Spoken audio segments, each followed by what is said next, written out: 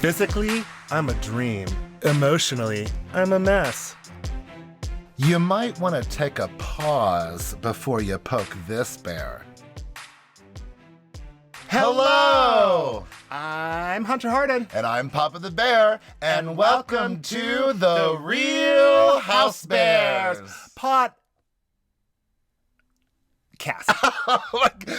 Was that a blink in the Matrix? What I happened? totally did stop breathing. I was like, what is he going to do? Is he going to say it? Is he going to do the other half? I don't know what to do next. I'm so afraid. I was proud that you stayed quiet during it. Oh, I almost didn't because it made me uncomfortable. I was like, I don't know what's going to happen. Well, people that aren't going to actually visually see it are going to think that they're like all of a sudden their podcast stopped playing or something. I know. Well, then check us out on our social media so you can see it. Yes, that's such a plug. Good job. Well, Good. Call you Lisa Barlow. Let's do this. I am a businesswoman. You are a businesswoman. You get businesswomen lunch specials. I need my businesswomen's lunch special, right? I'm hungry, actually, because you are a good time girl. I'm a businesswoman with my good time. So that means you're Heather Gay and I'm Lisa Barlow? Is that what's happening? That can be good. Hey, we can be friends. Oh my gosh. I love this. We can turn this whole feud around. You know what? Anything is possible. Turn this feud around. Turn it around.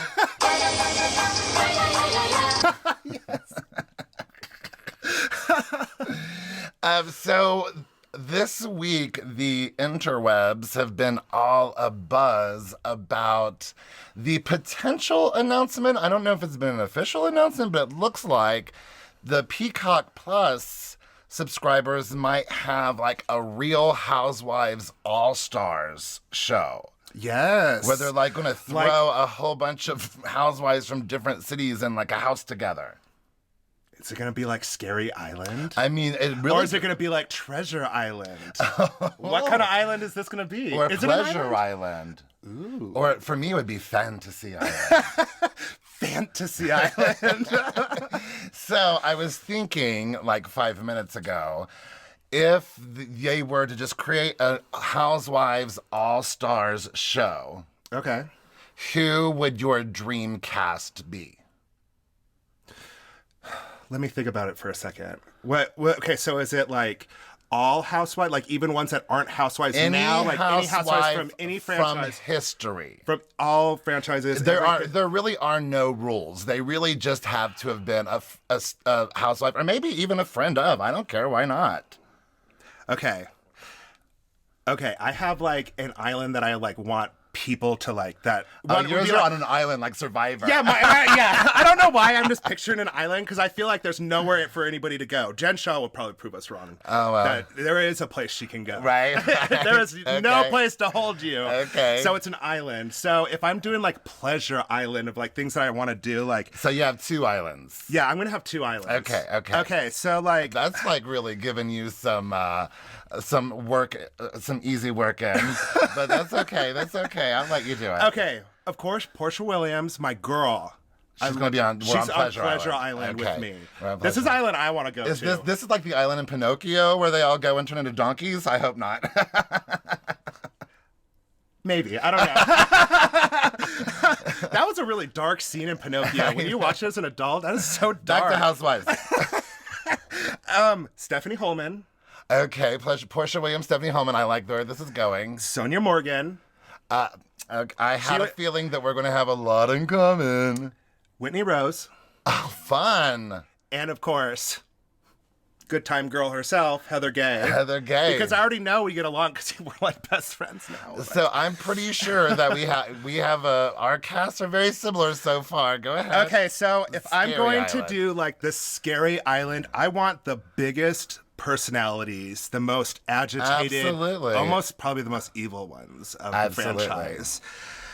So let's do Teresa. Teresa Giudice, absolutely. It wouldn't be right if you didn't. I'm gonna demolish your girlfriend, just saying. Jen Shaw. That's the headline. Let's bring the Salt Lake City girl there. Absolutely. I love it so far. Let's do. Oh my God, Jen Shaw and Teresa Giudice. That just gave me anxiety. Kelly Dodd. Oh my God, I don't know if my heart can take this show. Nene Leakes. What is happening? Carrie Brittenham. Oh my, this is the scariest island that has ever existed. Okay. Do you remember? Dang it, I just had her name in my head. Hold on, let me think about it for just a second. The listeners are waiting. I know, I just had it in my head. What was her name? Okay, it was from Melbourne. Gamble.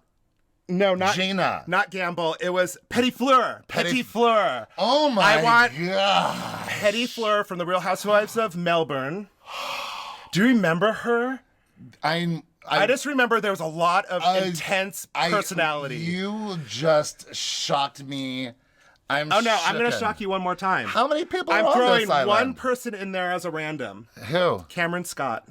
Cameron Westcott. Cameron Westcott, yeah. Cameron Westcott. On Scary Island? Mm-hmm. They will kill her. They will literally eat her and use her as a toothpick. Wouldn't that be a TV though? I don't know if that would like hurt my feelings for her. I love where you're going with that. Don't get me wrong, but I'm like, I think you Cameron. just need some random wild card. And They killed Cameron. They broke her. Or Cameron completely snaps and overthrows Scary Island. Or what if Cameron's sunshine triumphs over You're Scary ruining Scary Island? Island. You're ruining Scary Island for me. I don't want that. Don't let there be light. All right, Cameron Westcott, you can come over to Pleasure Island with us. Okay. I won't do that to you. I'm sorry. That's like throwing fresh meat to the piranhas. I mean, listen, you really shook me, so success. Coming up with Petit Fleur, I'm not going to lie to you, I have a Melbourne girl on my list too, but coming up with Petit Fleur, that was serious. Yeah, like I was trying to think of her name, and I remember it was that weird throwing name. poor Cameron Westcott, and then I mean, literally, I'm imagining like cockfights and those dog fights that are illegal and stuff. Where like you just that. see hair and fur flying, you don't really see like, anything else. Poor Cameron. It's like in the old And, Looney Tunes and cartoons again, when they get into a big fight, and it's just a big yeah, ball. and of, Cameron like, dirt. has like the longest legs, so I just imagine them using her legs as toothpicks. Poor Cameron.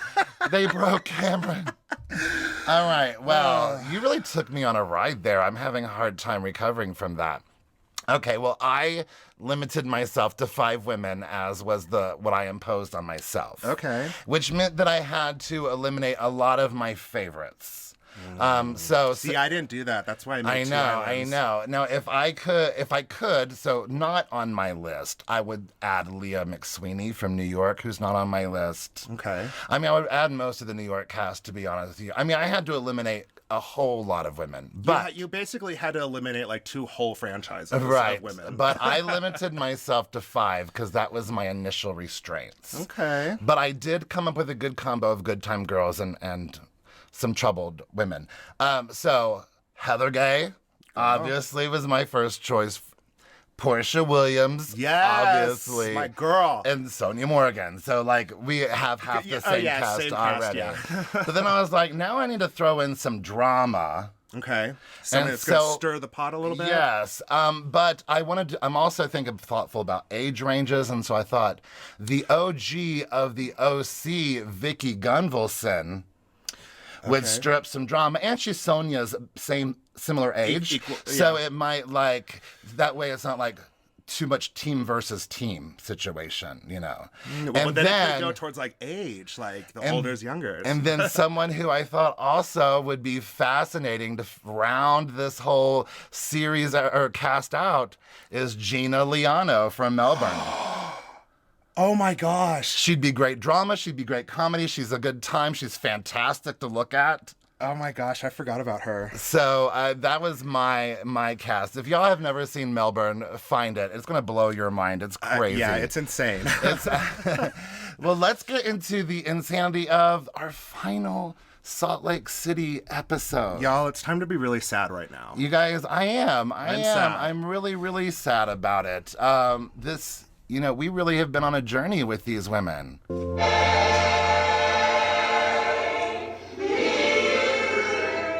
We really have since our honeymoon. Absolutely. In Cabo San Lucas. Yeah, and since we're all like kind of in the same town, I feel a camaraderie, and then we've got to, fulfill our dreams of meeting one and befriending one, and it's just been. And we became podcasters. Who would have ever thought that was a thing? And we're doing pretty good. I hope so. I mean, people are enjoying us, and that makes me so thrilled. It makes me so thrilled that people are listening and even care that I have anything to say. Well, listen, these Bravo listeners are very passionate about Bravo. And you know what? And I respect that because I am too. You are. I am too. I don't really, I think I've probably said 1,000 times, I don't know what to watch other than Bravo. Well, it's true. It's 100% true. I don't, when I'm at home by myself and I'm like, what am I going to watch? I just turn on Bravo and see what's on Bravo. And then if it's something that I've already seen, then I go to the Bravo app and see what I have. I don't know what else to do. I just put on reruns of The Office, 30 Rock, Oh, well, I have been enjoying Modern Family lately. Modern Family? Oh, God, I love Modern Family. All right, anyway, back to the show. We've got so much to cover. So let's show reverence to our favorite show and then talk about every other show. Salt Lake City, we love you. Yes, and I'm so excited that season 2 is already filming, and I'm already looking forward to what's happening. But speaking of looking forward to what's happening, in the beginning of the reunion, when they do the coming up in this episode type package at the beginning, the editing is extremely misleading. They put sound bites together and scenes together that have nothing to do with each other. It made it look like Meredith and Seth were not doing well. And it also looked like Meredith was really pissed at Lisa. More pissed than what it's shown. Yeah, it was like they did a lot of editing there. Bravo. But we start off and Lisa's still backstage talking to John and gets herself together, takes a deep breath. She got this. And she comes right out. She's good. I'm good. I'm great. Let's go. Let's go. Let's do this. Let's go. And because, remember that Lisa is in charge of this reunion. Of course. But she looks refreshed. She's recharged. Yes, Heather Gay looks annoyed. Oh, yeah, so irritated. And then the husbands come out, and I was like, why is Justin so curious about what Seth is wearing? Is Seth, known as the most fashionable husband on the show? I don't know. Maybe it's because... I don't know. Maybe do they have a connection?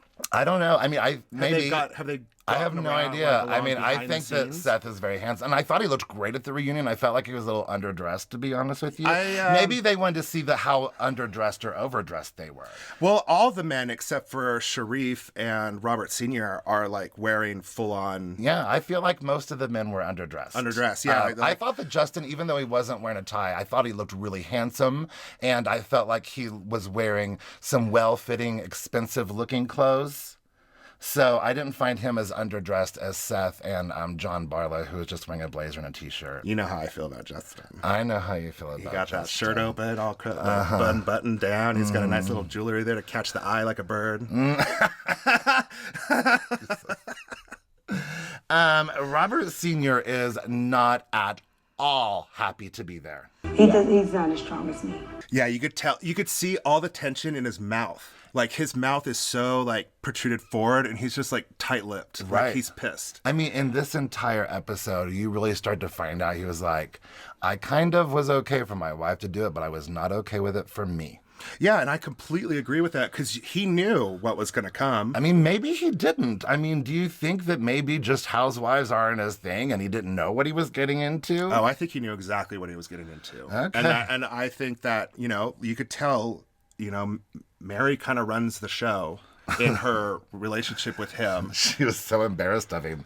She was so embarrassed of him. We'll get more into that. I do love it that when the women are talking to their husbands, they turn around and look at that screen. Yeah, but I don't think that's how it's. I think they gotta look at the camera. It's Seth and Meredith too. And Meredith was constantly turning around and looking at him, and he wasn't looking back, sister. I don't think there's a webcam in that. But you know what? Screen. It would be kind of hard to do that to talk to your husband and not look at him. Yeah, absolutely. Just looking at the camera. You're just staring. Yes. I really thought that Seth and I were going to be great, didn't you, honey? Oh, it was really amazing. Thank you for telling me that. But it's got on a little time delay, too. How about if I just, anytime I want to look at you, instead of turning my head, I just look up here at the camera? Don't do that. Okay. Sharif got his Popeyes, but not that night. No. That chicken or that shrimp po' boy, right? John Barlow can neither confirm nor deny if he was coached by Lisa. I can neither confirm nor deny. I think we all know the answer to that. Seth is in Canton, Ohio. Poor Canton, Ohio. And I love it that he says it's like the land of opportunity, just to throw a little dig in there, and Meredith's not pleased. That's a dig. Canton, Ohio has been like the second city of this show. Oh my gosh, what if they had like a Canton, Ohio? The Real Housewives of Canton, Ohio. Oh my God. I don't know what Canton, Ohio looks like, so I can't say anything. I mean, I don't know either, to be honest with you. Robert Sr. is not traveling because of COVID, and Mary says that he's really shy because his answers are really short. Like he's worked up already. We need to talk about Justin being on the poll. You know, I've been known to be on that poll a few times myself. Oh my God. Yeah, okay. Oh, yes. I'm sorry. I did. Oh, that was next. Justin was next. Yes, okay. absolutely. I got to make sure that we talk about this. Because he's been on that poll a few times himself. Insert dirty comment here. I don't want to alienate too many listeners. I'm not going to say anything. I don't think anyone even has to be able to see you right now to know exactly what you're thinking. So you didn't actually want to talk about Justin on the poll. You just wanted to bring it up so we could all sit and think about Justin on the poll.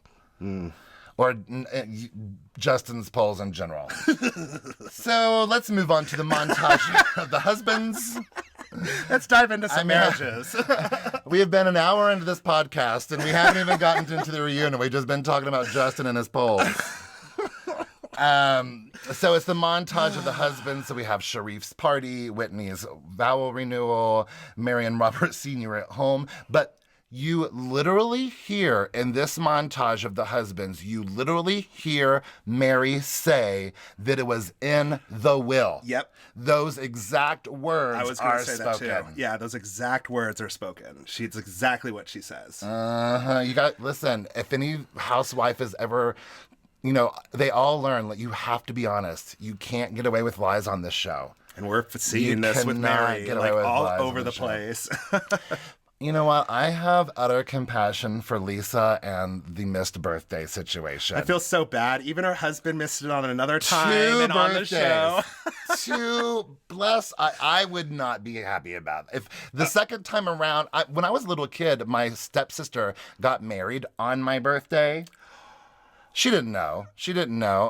But I had a great party to go to, but I was not so, clearly I'm almost 50 now and I'm still a little bit resentful about it.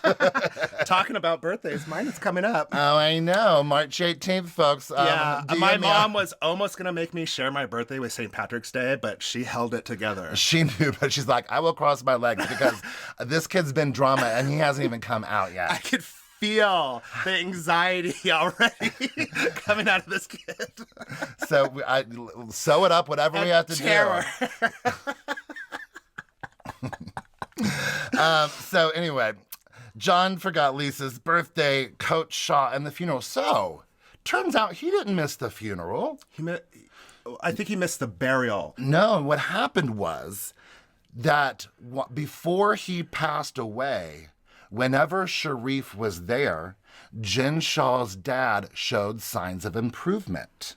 So Jen equated Sharif being there to keeping her dad alive.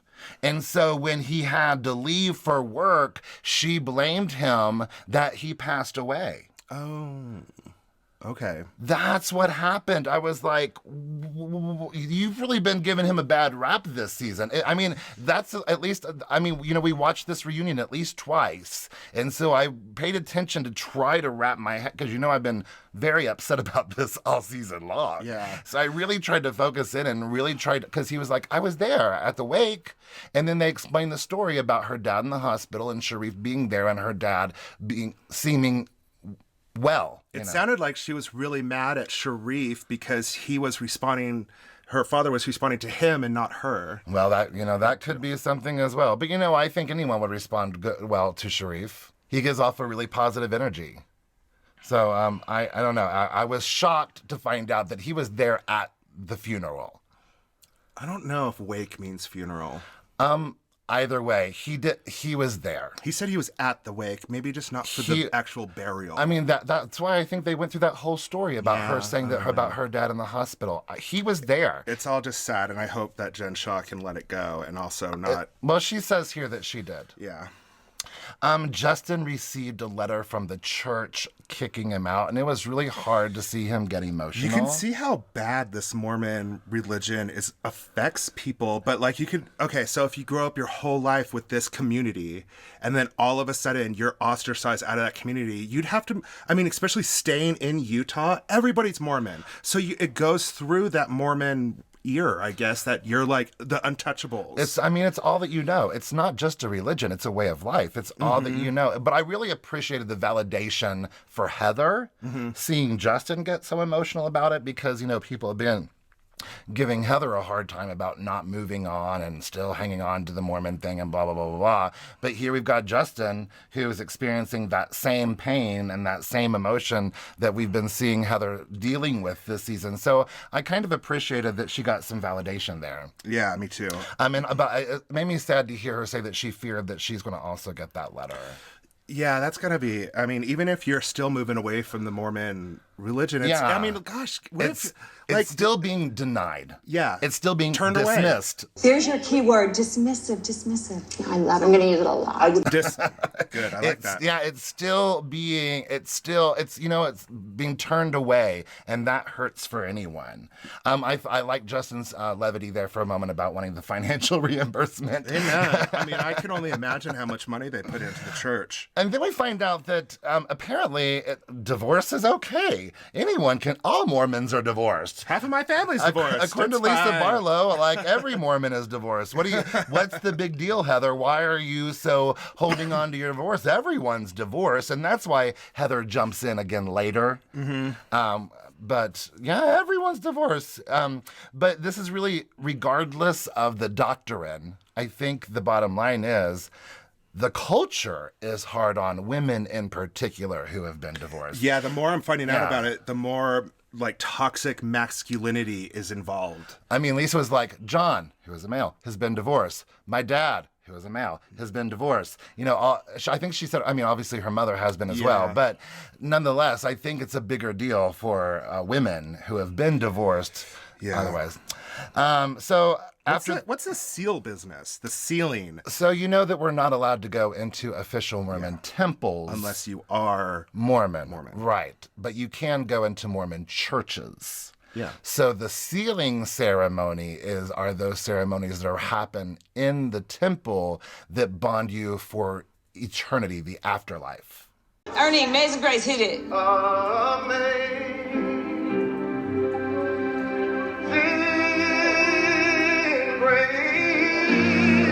It sounds very cultish. I have no opinion on that. I can neither confirm nor deny. I can neither confirm nor deny. Robert is furious about that grandfather junk. Yeah, that grandfather junk. And you know what? He should be pissed off about it too, because Whitney and her husband Justin are the same age difference, but I don't think Justin gets that type of right. Because Mary and Robert Sr. are older than Whitney and Justin, so it doesn't look as... And Mary looks very young. I think that Mary's very beautiful. Young. Yeah. So, but Mary thinks he's not as strong as she is. And she's yells be nice, don't embarrass me. This is so uncomfortable. It's a really uncomfortable moment. But Mary's embarrassed because Robert Sr. speaks just the way she does. It's mean. That's what it is. He speaks just the same way that she does. I didn't know what he was doing wrong. She was just embarrassed. Well, you know what? He clearly doesn't have a lot of social graces and is not as eloquent as a lot you would hope a public speaker would be. Just like Mary. Yeah, okay. Just like Mary. Again, she was seeing him act like her and she didn't like it. Mary arguing at that screen was upsetting to me. So Andy asks Robert Sr. why he was hesitant to be on the show, and he chuckles for a minute, and he said, really, because he predicted what would happen. Or what happened would happen. He's like, I knew how this was going to turn out. See, you're jumping in something this negative, and we're positive. We're coming together. But Mary's like, but what about this? How about that? How about that? Yeah, we made up. We're best friends now. Take that. Me and Jen just made up. How about that? How about that? Yeah, I'll embarrass you on TV. How about that? Don't try to embarrass me. I'll embarrass you. How about that? How about that? But she wants him to like be charming, which he was on the show. In the reunion he was on, but on the show he was very charming. But Robert Sr. has calmed down now. Yeah, he seems like a nice gentleman, but in general he doesn't know how to communicate when he's worked up. I didn't understand when he was saying that, like, she is his co-pastor and equal and stuff. Is he a pastor at the church as well? No, he is the pastor. Oh, I didn't know that at all. Yeah, he's like the senior pastor. Because I never saw him. And then Mary's coming out in like the robes and like the gold microphone. She's the first lady. Being a first lady, you lead by example. I didn't know churches did stuff like that. I didn't. Well,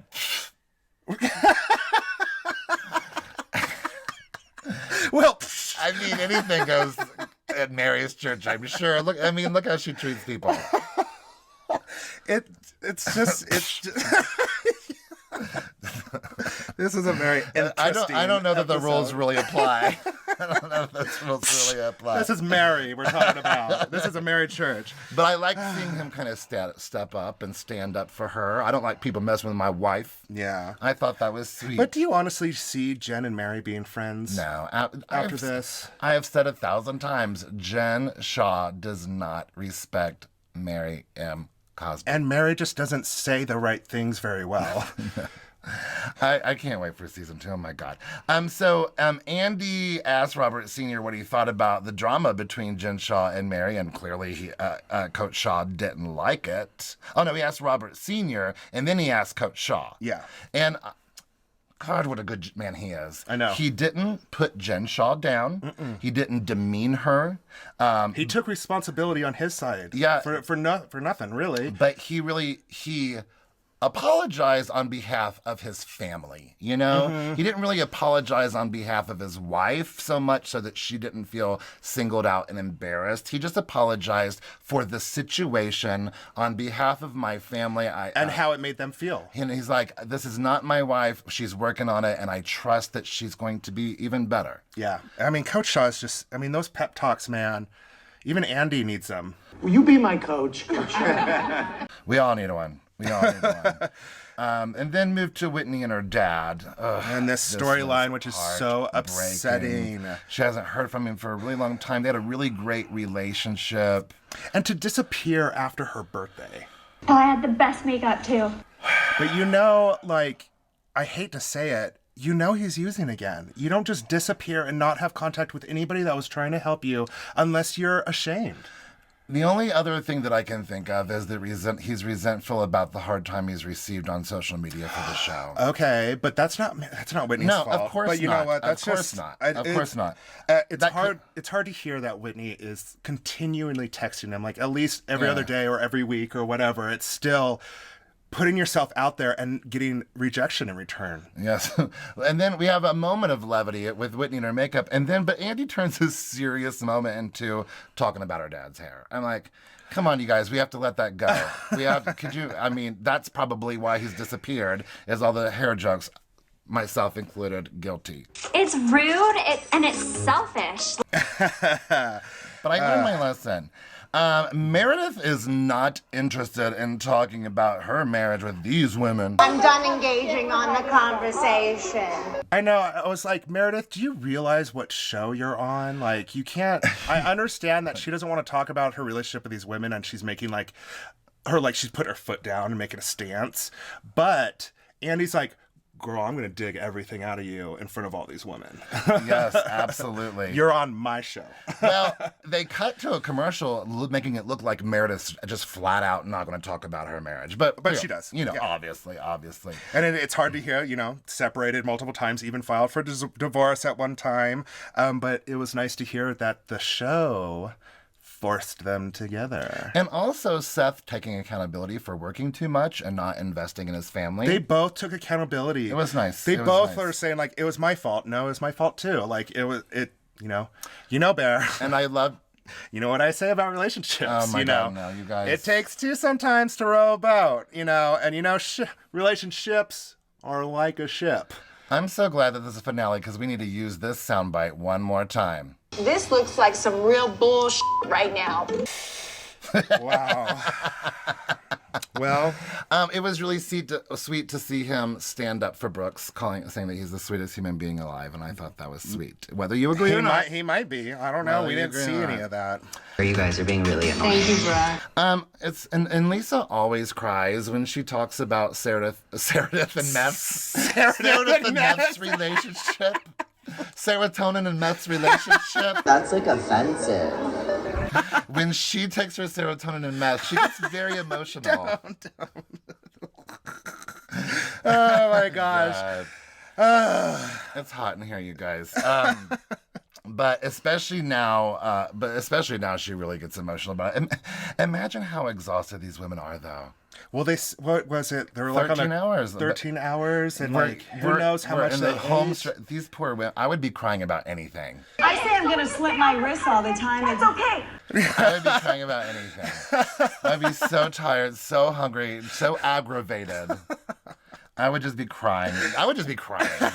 You're just sitting there bawling. I Like, can't what? take anymore. What's wrong with you, Corey? Nothing. I'm just sad. Everything. I just want to go home. This seat hurts. And then this is why Heather's like, okay, so Lisa, if you care so much about their divorce, why don't you see why divorce was so important to me? Mm-hmm. I feel like kind of Heather maybe interjected it herself at a moment, then it would kind of felt like this was a weird placement. But it was true. It did. It made absolute sense. I'm not saying it didn't make sense, but I was like, where did Heather Gay come from all of a sudden in this conversation? But that's the thing, is why is Jen Shaw, why is Lisa being so passionate about all these other people, but nobody is passionate about anything that's going on in her life? Absolutely. When she's going on with dealing with the same issues. Absolutely. I think that It's people irritating. don't really understand how the beginning of this process, Lisa made Heather feel undervalued. Oh, yeah. I don't think people really got that. I don't think, and there's so much that I'm sure that we never saw on screen. And I mean, Whitney says the same thing. She feels very dismissed by Lisa and no respect, you know? And then, but Jen Shaw, and then moving on though, but Jen Shaw doesn't want to talk about all the shit she stirred with. It's like, why even talk about it? Yeah. And he's like, well, it was kind of the show. Like, Right. it's not very much of me. It was a big storyline. But I don't want to plot. talk about it. I don't want to talk. We don't need to talk about that. Jen Shaw and her apology tour. But, part of it is, though, something that we need to remember. Anytime that you talk about anything on camera, you're putting it out there for the world. Mm-hmm. So Jen Shaw's like, yep, I did bring it up, and I probably even initiated it. But some other people brought it up on camera, too. Yeah. I'm not alone here.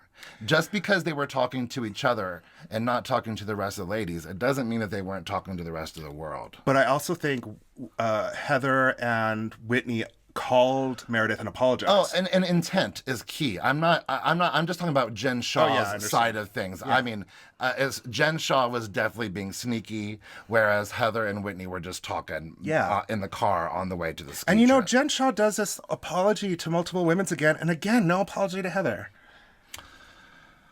Well, she apologized for that one specific individual thing. So the husbands were dismissed, and I was like, why were the husbands really here? Was there any value in anyone other than Sharif or Robert Sr. being there? I mean, Justin got to pretty much only talk about the stripper pole, which was probably enough value for you. Seth didn't say John Barlow, they didn't ask him a single question after he... Yeah, him. Yeah. That's who I was thinking of. Yeah, they didn't ask him a single question after they asked him if Lisa prepped him. So I was like, really, you guys could have just had Sharif and Robert Sr. there and had the same exact scene. Yeah, that's true. And then finally, recapping the Vegas trip. And when they show Jen Shaw watching this package, again, she just looks exhausted.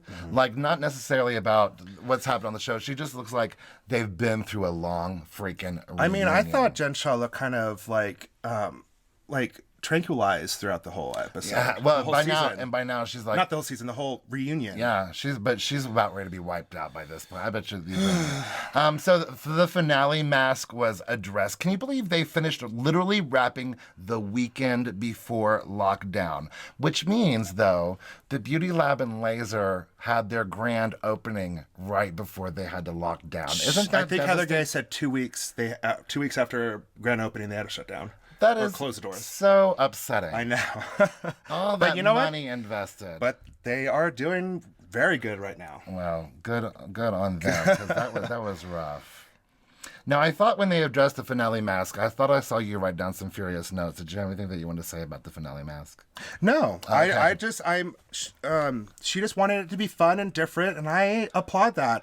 You know what? I honestly have been doing the face masks at my events and stuff way before COVID, way before Meredith. You go. I have a couple different, like I got this big crystal bullhead that I put on and stuff. You'd be a trendsetter. I am a trendsetter. So like I was inspired by Meredith just trying to have fun, and I loved it. Absolutely, I was glad for it. People gave it a lot of crap, but you know what?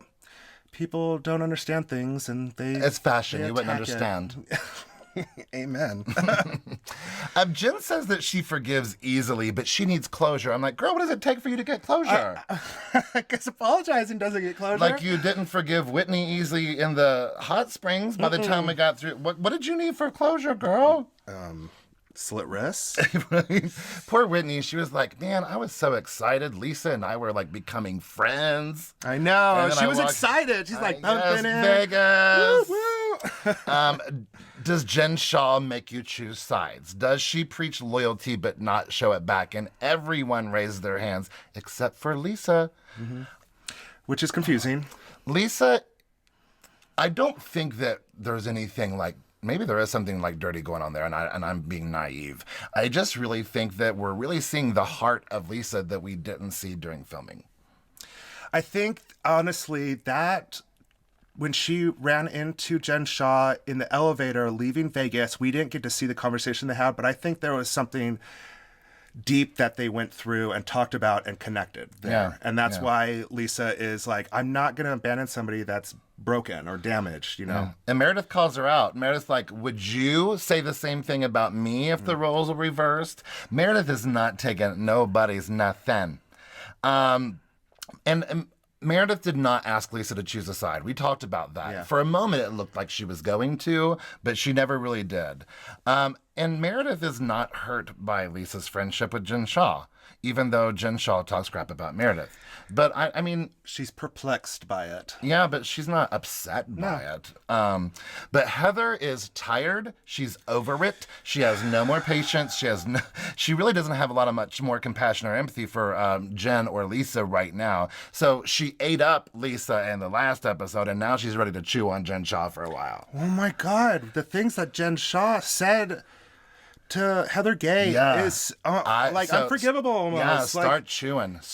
And I just cannot believe that Jen Shaw needs Heather Gay to bring that up to her for her to apologize. Absolutely. Like, Jen Shaw, do you not feel any remorse for what you did? Yeah, no. Jen's like, no, they were in response to something. But she doesn't remember. Yeah, but everything's in a response. It's like that. I don't. Her responses are to tear somebody's body dysmorphia, and also to kill them. Like, that is some toxic attacks. I say chew away, Heather, because when I found that out, I was like, there's nothing that could have happened that would make me post something on social media like that about it. Well, it's confusing that Jen Shaw is so upset with how she got treated because of her skin color, and she is being a bully to everybody and we're going to get into that down. in a second. We are definitely. That's coming up very, very soon. Yeah. But first, we got to wake Mary up. Why did it fall asleep? I don't think. Fine. It's not the first time this has happened, though. Yeah, in Ramona Housewives. has fallen asleep. Ramona has fallen asleep. But Dan, you know when Mary falls asleep and when Andy calls on her and she whips up and looks, that reminded me so much of being in school and falling asleep and they call your name and you're like, what? A. Sure, or yes. is it 163? Absolutely. Kentucky. Whatever the answer is. But Mary's on it. She's got this weird clairvoyant, like, clarity thing that just pops over her randomly. Right. So Jen felt, so we're getting ready to get into this race thing in just a moment, because Jen felt attacked by the hypnotist. She said when she raised her hand against Heather Gay because she felt alone. And said she couldn't talk. And she said that type of language is offensive to her as a woman of color. She felt like she'd been poked for like 4 hours. She felt like she'd been poked. And told that she couldn't have a voice. I think that's what she's really focusing on. Which the whole episode shows just Jen having her voice. But anyway. But Jen says that you can't call a woman of color aggressive. Now, I am a white man, so I really don't feel like I have a lot to say about this other than Black Lives Matter, Exactly. But I've, all over social media, there have been people of various skin colors who have been like, Jen Shaw, you are correct. Using words like aggressive or bully towards a person of color who is not being aggressive or bullyish is racist. However, when you're being aggressive, whether you're black, white, brown, male, female, whatever it is, you're aggressive. Threatening somebody's life is aggressive. I don't care what color you are or sex. And in the finale, I remember very clearly Jen Shaw saying to Whitney, I know that I can be aggressive. Those were her exact words, because I was like, uh-oh, this is going to come up. I'm going to use this against her later. I know, you brought that up on a previous episode. Yeah, because I'm aware that you can't use those words against a person of color. Yeah, unless they're being, And especially in these times right now, there's so much racial tension in the world. It's unfortunate. And Heather feels like a lot of this racism talk is pointed towards her. Jen says that she didn't feel it that way. I feel like Heather Gay is the kind of person who's always looking to meet new and interesting people who are different than her. Broaden her horizons. Yeah, so I don't really feel like this is white privilege is real, as the lady said. White privilege is absolutely real. But I don't think that Heather Gay is a person who is not practicing being the best that she can be as far as this type of situation is concerned. So I don't know. And you could see how upsetting this is to Whitney as well, because she calls Justin right away and be like, the race card was pulled up. I don't know how to go about this. I want to understand. I need to...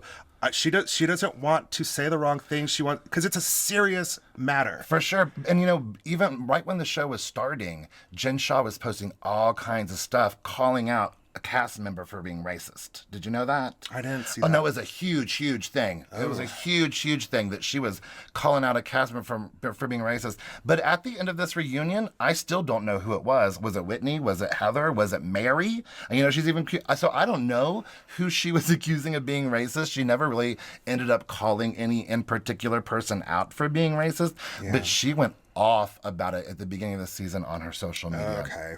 But it ends up being a good, heartwarming moment about that's positive about racial equality.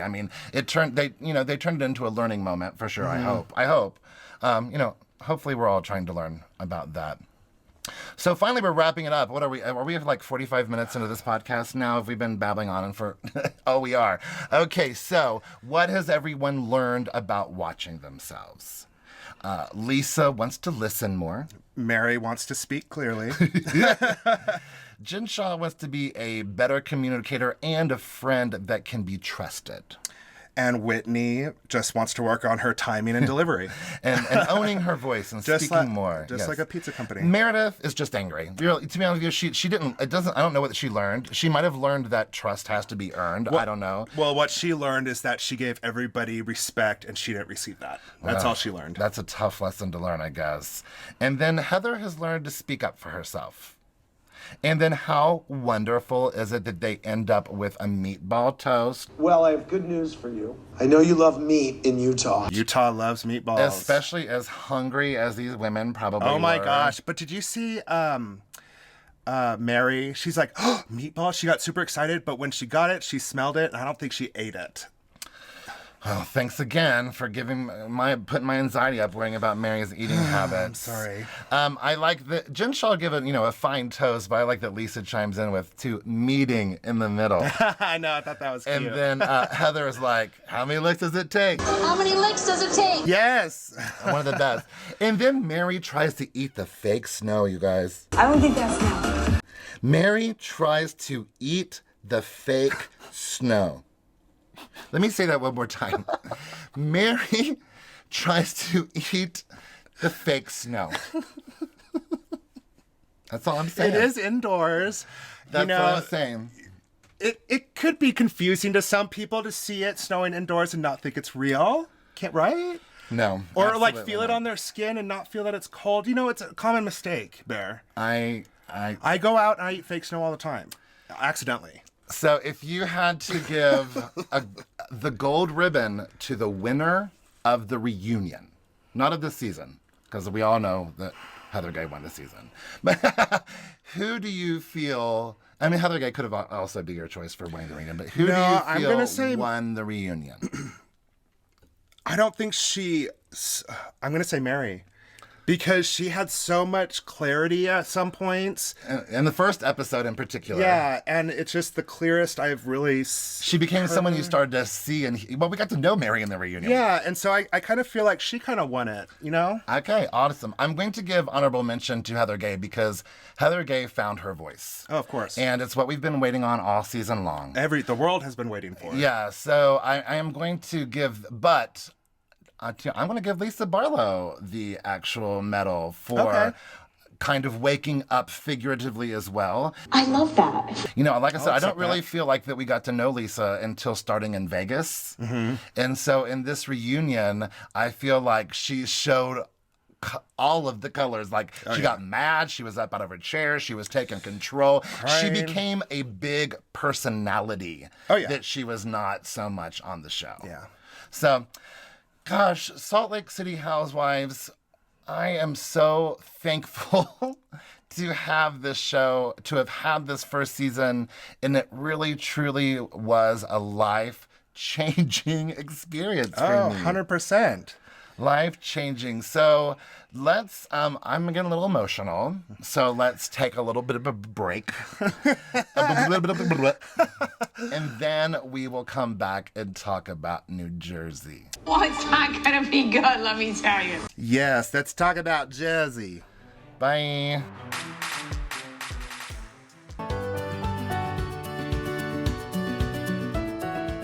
We'd love to give a shout out to our sponsor, Anchor Podcasts. If you haven't heard about Anchor, it's the easiest way to make a podcast. Let me explain. It's free. There's creation tools that allow you to record and edit your podcast right from your phone or computer. Anchor will distribute your podcast for you so it can be heard on Spotify, Apple Podcasts, and many, many more. You can even make money from your podcast with no minimum listenership. It's everything you need to make a podcast all in one place. Anchor is where we started with our podcast, and it's been really great for us, and that's how you're able to hear us on all the different streaming platforms. We love it. Download the free Anchor app or go to anchor.fm to get started today.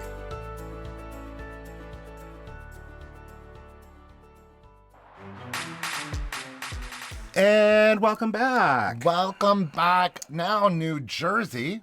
Still no taglines. Yes, I'm a little like you look it up online and they have taglines. Yeah, there are taglines. And actually, I was listening to a podcast with one of them the other day, and they mentioned their tagline. And I was like, well, unless we look into it, we don't going to know what you're talking about. Well, I think maybe one of these days, even if they do it or not do it, we're going to have to do it. Just not on these episodes that have two. There's just so much going on. You know, we have a lot. You can't throw in taglines when you're starting off with Teresa saying, see you next Tuesday about 120 times. Yeah, oh my gosh. I'm like, I wonder what's going on Tuesday. It's always such a popular day.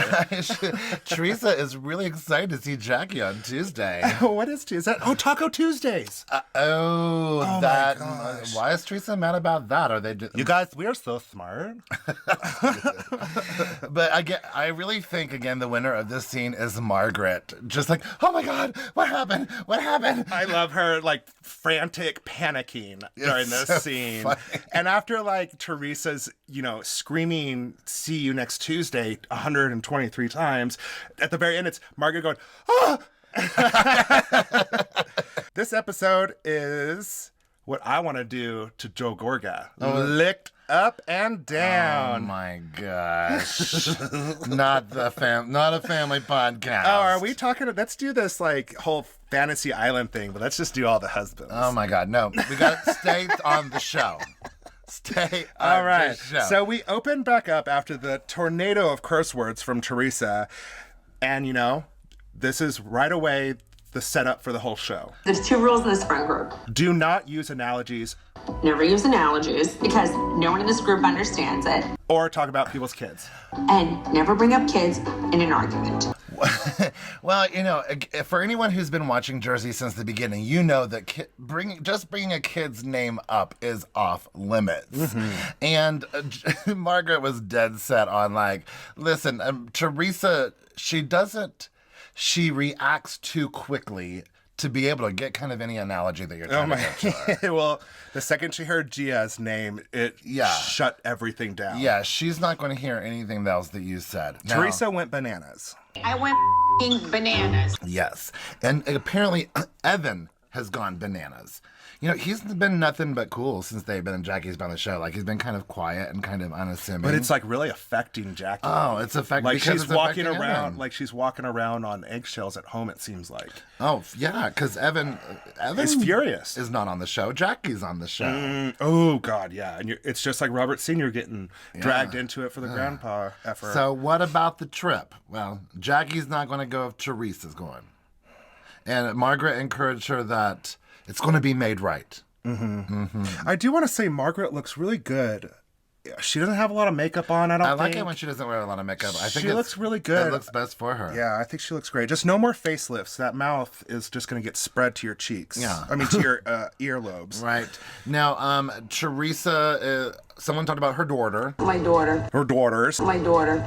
She's fuming. She's about ready to stab someone in the kitchen. I'm surprised I bet she hit somebody with her car on the way home after that. Just to get some steam out. And the first person she calls is Jackie's friend Melissa, because it's been a point of contention that Melissa's friends with Jackie, even though Teresa doesn't like Jackie. And Teresa's like, Melissa, now you can't be friends with Jackie anymore. She's so happy to tell her that. Oh, she's so happy to say that. She's so happy to tell her about that. But Teresa doesn't believe that she spread a rumor. Oh, Melissa totally calls her out. I mean, she told everyone there, her friends and her family. And pretty much anybody else that was there. But it's just them. And again, on camera. First of all, I didn't tell everyone. I told you, my sister-in-law, my friends and my family. Again, if you're saying something on camera, you're making a big deal. So what's funny about this is in the beginning, I think Margaret or one of the ladies says Teresa went bananas. And then right here when Teresa is talking to Melissa, Teresa says, I went bananas. I went bananas. Yeah, I know, yeah. Isn't that funny? That is really funny. She did go to bananas, but she wants to slice and dice Jackie with her tongue. I'm going to demolish your girlfriend, just saying. But again, Teresa is thrilled to get to call Melissa. And Melissa's like, but wait a minute. I know you, Teresa. Yeah. Let me talk to Jackie and see what really happened. Exactly. Because she does not believe her that she would just say something like that with nothing behind it. And then we moved to Jennifer going to her mom's house. So I'm glad that we're finally getting to see the mom side of it all. Mm-hmm. I mean, to be honest with you, we've seen throughout since Jennifer's been on the show that her mom has maybe not been the most open-minded, the most she seems warm. Very stubborn. And the fact that she's calling the baby by a different name is very disrespectful. And she says it's because of how much her husband has hurt her. Yeah. Apparently that's his name. They use his name. So she won't use his name for the baby. And I'm just like, don't involve this infant in your guys' quarrel. And who's Brian? Why is she calling it Brian? That's his middle name or something. Okay, that makes sense. Yeah, I it's guess. his middle name. I was like, did she just give this kid some random name? I don't like John. I'm going to call him Brian. Kyle. Richard. Steven. You, over there. But she feels like she's better off without him anyway. I'm better off without him anyway. Yeah, but she obviously says that he is being insanely mean to her. I don't know. And I don't see that at all, and neither does their family. So... Yeah. And again, she's kind of a tough person to like. She's very independent, it seems. Yeah. Jennifer is being really sweet, though. And, compared to the Jennifer Aiden of yore, this really seems like a different person, and I'm really excited. Like, I said maybe last week that she didn't used to be one of my favorites, but I really love every moment she's given me this. I mean, she hasn't had a whole lot of screen time yet, but I really like who she's being and how she's taking care of her parents, both sides of her parents. It sucks to find out that they were in an arranged marriage, and like with most housewives on this show, once the kids are out as a buffer, like not in the home anymore, oftentimes, all of a sudden they have to come to reality of who they're with. And if you're in an arranged marriage, like, God, what if you hate that person? Like, it obviously seems like they don't like each other. Well, instead of divorcing, they're just going to live apart. I mean, at that age, they're probably not all that much interested in finding a new mate anyway. Well, look at Dolores' family. Yeah, well, then we moved this to Dolores and Let's her do mother. this. I thought it was really cute. She's like, Mom, you can take your mask off. We're social distanced. We're social distant. Yeah. Dolores... 15 grandchildren. Nope. You know how happy of a grandmother she is? She's got to be so... Like, my mom has, 15 grandchildren, and she spoils them rotten. And she enjoys it so much because she just gets them all hyper up and spoiled and then sends them back off with their parents. Well, but she's lonely because she's used to having all of those grandkids there. I know. And she loves Frankie, but who doesn't love Frankie? Mm-hmm. But her mom is just absolutely adorable. Her mom is absolutely adorable. Yeah. Now, Dolores says that her relationship issues with David are because of his issues of commitment, not hers. He didn't propose. Yeah. But to be honest with you, Dolores is still holding steadfast, look, we're not engaged. I have no obligation to tell him that I'm having these elective surgeries. Yeah. I think I'm still kind of on David's side about that, just because, I'm going to be taking care of you after this, or at least I want to take care of you after this. Plus, I'm a doctor. I want to make sure that you're being taken care of and you're going to some place that's safe. And plus, I just care about you. Yeah. I do like that her mom kind of helps Dolores see it in a different light of from David's side, but then Dolores is like, Mom, that's not who you are. She's like, well, yeah, I know. You can't fight the DNA, Valerie. Yeah, it turns out that Dolores' parents are kind of the same as Dolores. Yeah, their parents are separated and it just works for them. They're in separate homes. They're not separated, but they live in separate homes because the mom didn't want to leave and the father had to leave. So you could kind of see the apple didn't fall far from the tree there with relationships. Dolores is making more and more and more sense. And I will say, if you listen to the Daily Dish podcast, or even if you don't listen to the Daily Dish podcast, there's an interview with Dolores this week, which is awesome. You really get to know more about Dolores and her experience with David and Frank and Frankie and it's at least give her interview a listen. It's really worth it. It made me love her even more.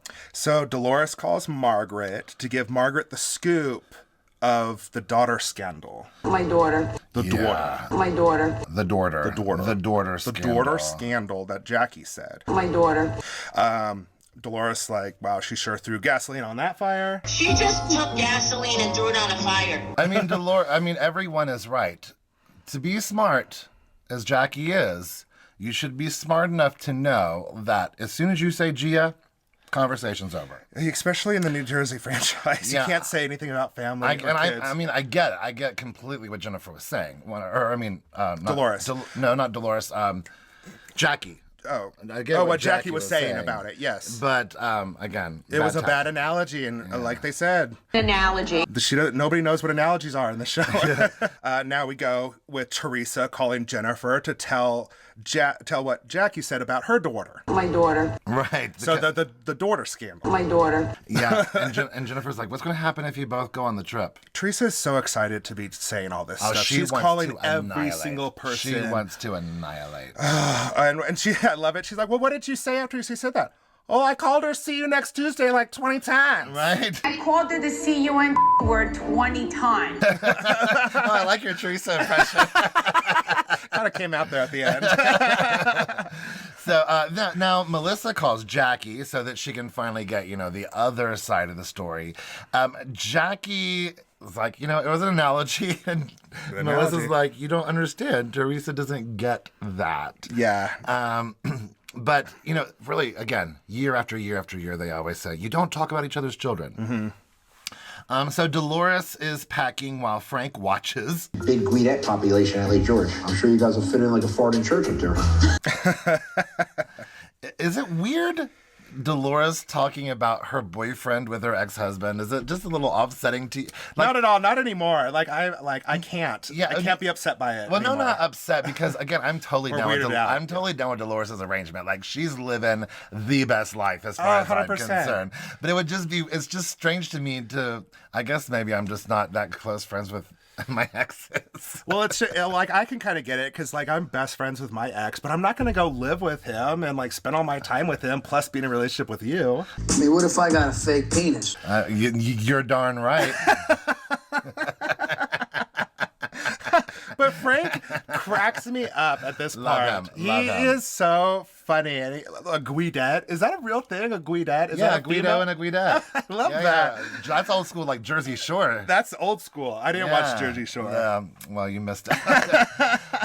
So Jackie's not going to go on the trip. Margaret, I wrote Meredith. Margaret thought she was going to cancel, but decided to just keep on going. She's going to try to get Teresa to apologize for what an asshole she's being. Perfect opportunity for us to all tell Teresa what an asshole she's being. I do want to say, I want to go back to this Frank and Dolores situation. Okay. Frank seems like a charming, handsome, well-rounded kind of guy. Does he have I haven't watched every single season of New Jersey, but does he have girlfriends coming around at all? I mean, is he not destroying that town? Come on, bro. I mean, he's single. He's hot. I don't know. I can't. He's got a great friend. I have seen every season, but I don't recall. I think there was a season when Frank might have, maybe even I don't remember. Okay, you know what? I don't know. Frank, go out there and let's have a show of you just destroying the town. Right. So Melissa shows up with to Margaret's house with 3 suitcases, 2 more bags, and a purse. And then, what's the deal? Do all Jerseyans drink iced coffee? I didn't notice that. Oh, no. It was because their coffee machine wasn't working and all they had was iced coffee. Oh, but she offered Teresa iced coffee in the episode before. And then I noticed when they got to the cabin, the refrigerator was full of iced coffee. I'm like, oh, okay, I missed that. Is that a thing? I missed that. I mean, that's what I drink, but I was like, is this a thing? But I do love that she put the iced coffee in a huge red wine glass. Absolutely. But I love the scenes of them looking back outside and watching the luggage pile up as all the women are getting there. I know, it's insane. I was like, it's getting bigger. And again, they're probably only going to be gone for a weekend. Yeah. Now, here we have a Salt Lake City moment between Jennifer Aiden and Melissa Gorga, who didn't say hello to whom, who didn't greet who. And they're nasty to each other. I was like, I'm having deja vu here. Kiss my ass. Yeah. I was totally having deja vu. Dolores shows up and makes the dog pee. Yeah, and she yells at Joe, go and clean up the pee. Joe.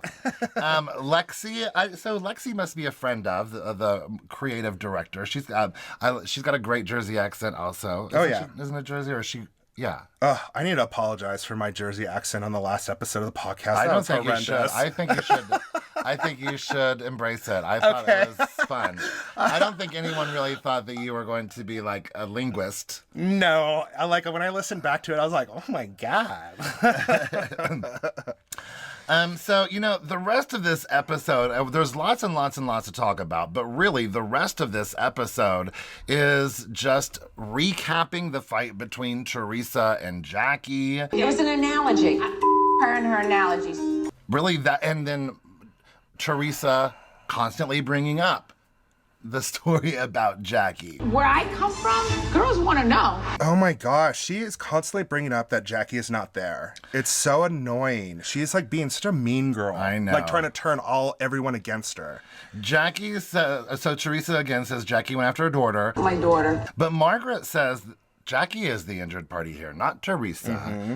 Jackie, again, was just giving an analogy. How many times we can say this? Analogy. But, you know. Well, and, Teresa says that, she would want to know this, blah, blah, blah. But it flashbacks to how hypocritical Teresa is in that scene with, what's her name, talking about how she saw her husband sleeping with people. And she's like, well, did you see anything? Well, no. Is there proof? No. Well, don't be talking about it. It's the exact same situation. It's a contradiction after a contradiction after a contradiction.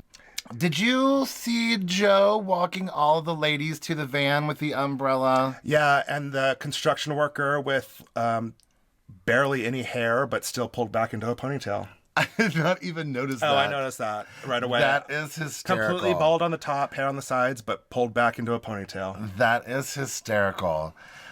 So Margaret explains that her family used to visit Lake George where they're going, and then, of course, Teresa just brings up, How much fun are we going to have because Jackie isn't there? Yeah. Just again. Teresa, again, doesn't believe that she spread a rumor, which I don't know how she doesn't understand. She said she would never throw somebody under the bus. What? And then we find out that Teresa finds Evan attractive. Looking at Evan, and he looks like a suave kind of guy, very good looking. I don't know. Yeah, she said that. She said he was suave. I know. I don't know about this. What don't you know about it? I don't know what Teresa's up to saying that. Oh, I don't. I think it was just something that they had talked about before, and someone brought it back up. Well, Teresa's hormones are like out of control. Yeah, I don't. Right now. No, I think someone else brought it up that Teresa had found him attractive in the past. Okay. Yeah. So Melissa says that no one should say anything without receipts, but Teresa's like, but she should be able to stand up for her man. No, Teresa, she shouldn't have to even have to stand up for him right Teresa here. is just projecting her own issues on this situation because of like the whole her dating people and saying that they cheat on their wives, and she's like, well, then obviously these people are doing it too. Yeah. Well, Margaret is like, okay, let's steer the conversation another way. Yes, please. Let's steer this conversation to Frank and David going to the firearms. We're gonna go do manly stuff and shoot some guns. Yes. Who was Old Man Rambo? Was it David or Frank? Old Man Rambo over here. Frank, because he had that hot little vest on. So hot. Frank is like the self-proclaimed champion. He is talking it up, but that's what these men do on this show. Oh my gosh! Talk it up. And apparently David failed out of sniper school. That's a little disturbing, knowing who David is. Yikes! You failed out of sniper school. Who does that? But David David killed it. Oh yeah, yeah. He Frank. But finding out about Frank's injuries that are contributing to him not being able to function properly, and then David moving Frank into their home, getting a hospital bed, bathing him. Greatest thrill of my life was actually getting you up and throwing you in the shower for the first time. Dolores bathing his balls. It's one thing to throw me in the shower. It's another thing trying to grab my balls. I can wash my own balls. I hurt my knees. I didn't hurt my hands. Right. Bathing those balls. Dolores even said on that interview that he was feeding him, even when he didn't have to. I think Dolores' mom would be proud of this relationship. I just want to hang out with Frank and Joe Gorga, and now I guess apparently David as well. Yeah. It sounds like a good time. Maybe in the future, man, we all move in with you. David says that Dolores shoots better than Frank. He's like saying, that's like saying, you shoot like a girl is what he was trying to say. Yeah, you could just say she could dig a grave really fast. Right. But listen, saying shoot like a girl, as far as I'm concerned, is anything. But did you hear Frank say, let's get some coffee in the VIP room at the shooting range? Is there VIP rooms in shooting ranges? I don't know. The only ones I've been to, there's like a 15-year-old that like is running the whole thing, and it's in an open range, and the only rule is don't shoot each other. I have no idea. You know, we do go to a place, a great burger joint that has a shooting range attached to it. Yes, 357 Burgers in Salt Lake City. We should see if they have a VIP area. Oh, what a bougie shooting range. But Frank and David have a really sweet boyfriend moment. You know, Frank thanks David for taking care of him. But I just love how Jersey men bust each other's balls. I love. They're like, it's so kind of homoerotic a little bit in some certain ways. Exactly. But they're all just straight guys. They don't care. No. They're confident in who they are and Yeah, their I like relationship with that. each other. Frank tells David that he's procrastinated on getting engaged by blaming the house construction. Honestly, you're a great doctor. You're a mediocre boyfriend. Frank is rooting for them to work out. I loves both of yous. I'm there because I love both of you. Yeah, there's lots of yous. I love both of yous. I love. Maybe yous will move in together. maybe all of us's will move in together. And then the ladies arrive at that beautiful cabin. Beautiful cabin. And Melissa Gorga pulls a Ramona and Sonia and runs to find the very first room. Yeah, that's like a big issue in the Housewives franchises whenever they go on vacation. Who's going to get the best rooms? Yeah. Jennifer Aiden doesn't care. We got Where Zen is Jen. Yeah, where's Jennifer Aiden? We got Zen Jen this season. We do. We got Zen Jen. A new form. Right. Jen Shaw just started off in the reunion and it seeped up to New Jersey. I love it that Margaret's like, I should have brought some gummies with me. I know. I was like, girl, yes, I'm part of it. You need to come to Pleasure Island. You know what? I really should have brought gummies with us. Come to Pleasure Island with us. Put Margaret on Pleasure Island. And once again, Teresa needs to take that opportunity to blurt out that Jackie isn't there. Ha ha ha. Jackie is not missing out. Just saying. Desperation called, and it's for Teresa. Girl. I wouldn't mind just seeing a little bit of them just having a fun time. Yeah, they're not really having a fun I wouldn't time. mind just seeing, a little bit of footage of Teresa not ruining it with talk about Jackie. Mm-hmm. Teresa's like, why aren't you guys biting? Why aren't you guys biting? Because no one's biting. No one is biting. We're here to escape our husbands. We're here to escape our children. Mm-hmm. We're here to escape life. We're here to escape the drama between you and Jackie. She didn't come. Let's drop it. Gosh. So then cut to Jackie's home, and she's giving the boys buzz cuts for everyone. Salon Mommy is open. Salon Mommy is open. She found out that she likes cutting her hair, that she finds it oddly satisfying. Like comparing it to popping a zit. It's like popping a zit. It's so good. Bleh. Oh, I love popping zits. It's like my favorite thing in the world. I mean, I don't want to gross out our listeners. I'm sure half of our listeners out there are pimple poppers. Absolutely. Well, I am too. That's why I didn't want to get too deeply into it. There is terrible tension between Jackie and Evan. He's upset really just at the show. This reminds me of the whole tension that Whitney created in Jen Shaw's marriage because of her bringing something up. You know? And another husband who was upset that their wife is on a show that's affecting their personal lives. Mm-hmm. Now we go through a series of makeup shots of women getting their makeup done. And like George. Yes. I love Margaret when she's outside getting pictures and stuff, and she's like, make me laugh so I look natural in the picture. And it's true. 2, 3. I know. I just love that so much. And then Melissa's like, let me see those boobs. This is the first time I'm seeing these boobs out and about. Oh yeah, she's like, these are the first time I've seen these boobs out and about. Yes. Again, is it gonna rain today? I don't think so. There is a 64% chance it's not raining right now. It's always 64 or 65%. I don't know. I'm trying not to say 69%. I do love Melissa's outfit. It's very cute. It's like a denim short jumpsuit, like a short skirt jumpsuit. I do too. Yeah, I do too. I don't love Dolores's denim dress as much as I like. No. I didn't Melissa's denim. That it looked Amish. I didn't love it as much. But she's in the kitchen. She's ready to start drinking. I love that Margaret's boobs want to say hi to everybody at every possible moment. They're not bad, right? No. She has a social areola. It's nip slip all night. I've always had the social areola, but it's getting a little rough. I love that social areola. You have social areolas. I do. Sometimes my areolas. Oh no!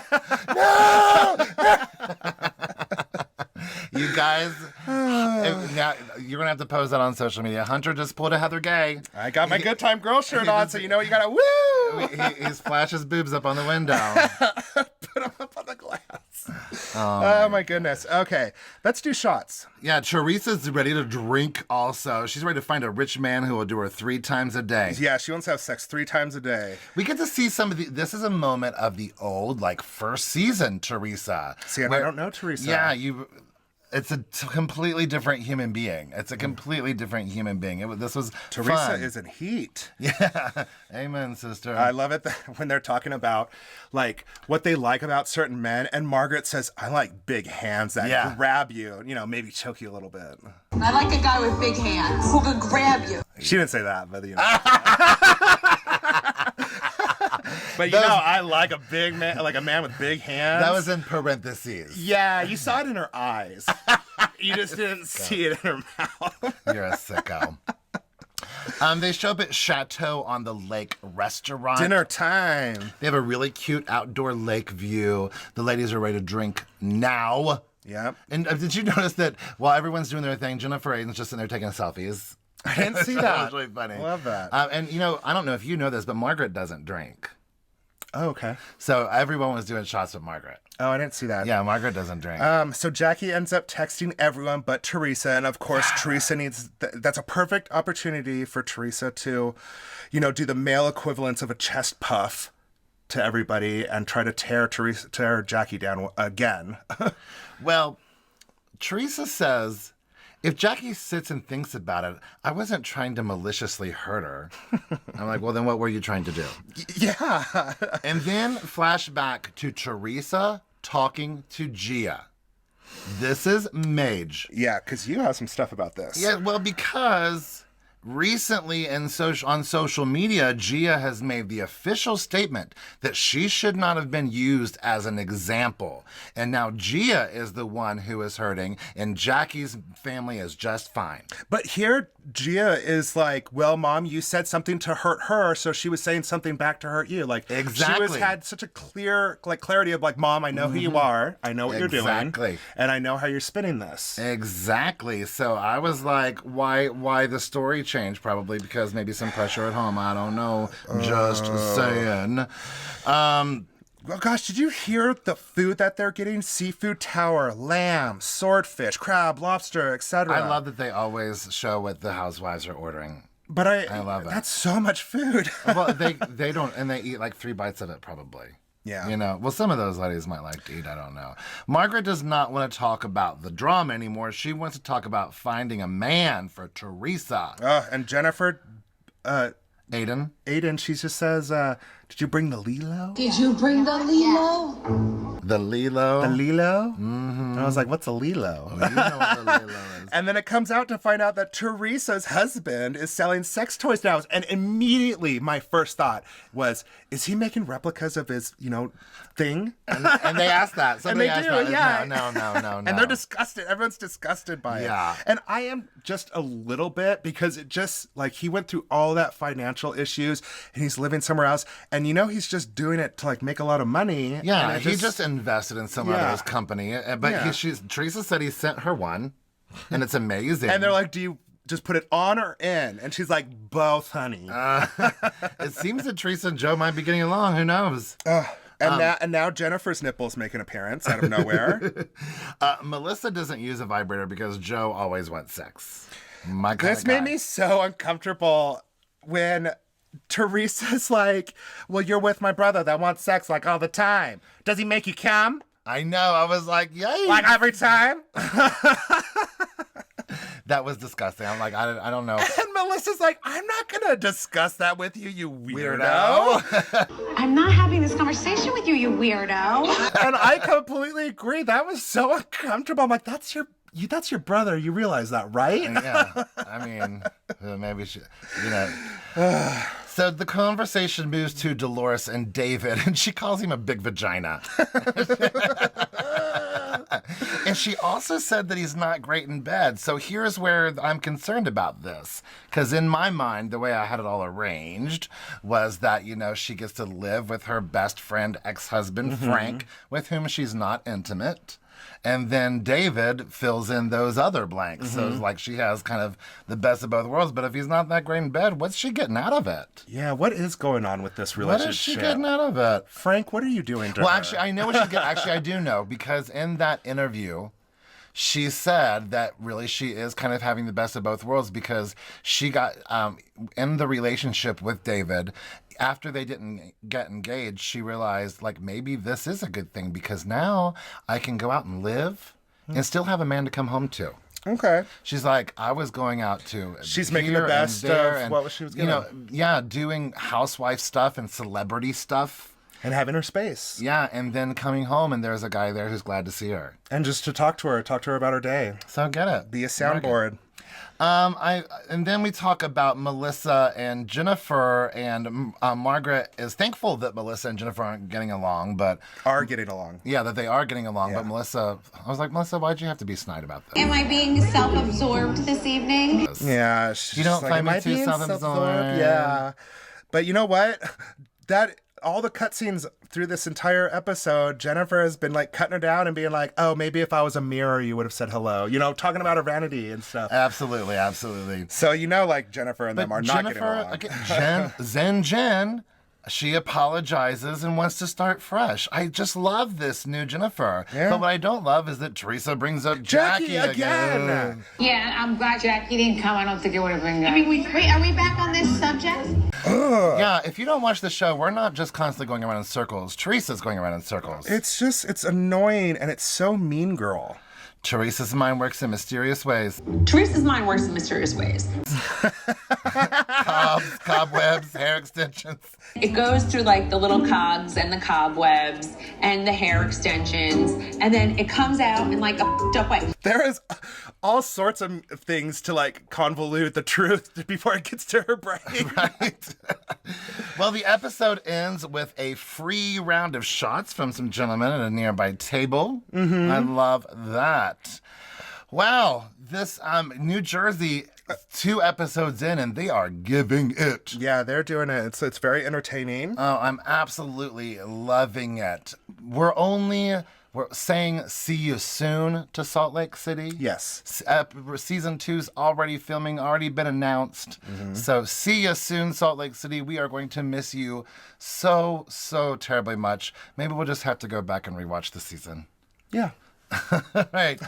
Well, in the meantime, don't forget to join us on all of our social media outlets. On Facebook and Instagram, we are The Real Housebears.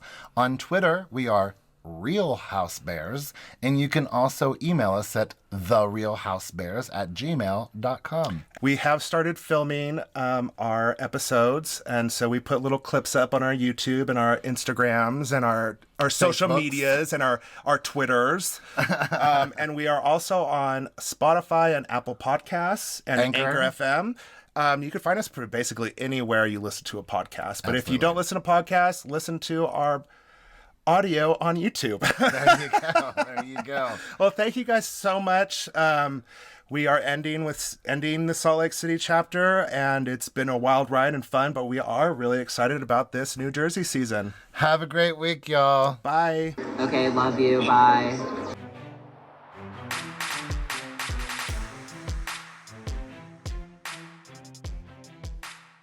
I am wetting my whistle with alcohol. That's such a good tongue twister. What'd you say? I'm wetting my whistle. And what did I say? With alcohol. With alcohol. I'm wetting my whistle with alcohol.